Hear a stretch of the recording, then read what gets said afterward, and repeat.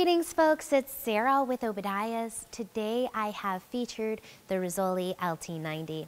I do have various other videos on this model as well, so if you're looking for other topics, be sure to check those out in the Rizzoli folder on the YouTube channel. The purposes of this video is to show you guys how to use your damper controls. This is one of the most common questions that I get asked. I really do my best to provide you with all of the information up front, so let's get to it. This LT90 is just going to have 3 simple damper controls. Now, depending on if you have the left or the right hand flue, your damper controls will actually be the opposite. So right now I am going to be giving you the damper controls for the left hand flue model, which means your firebox is on the right hand side.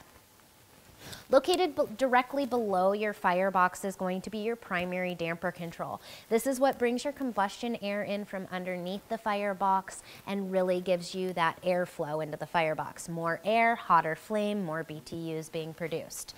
When you are pushed all the way to the right hand side when facing the front of the stove, your damper control is going to be wide open. Pulled to the left hand side is going to be closed. You do also have your baking oven here. When your rod is pulled out, then the smoke is going to be flowing up your flue stack. That is essentially going to be how you want your damper control when you're starting the fire is going to be pulled out. Once you push this rod in, you have officially activated your oven, you've closed the flue, and now the smoke is going to be circulating around the oven.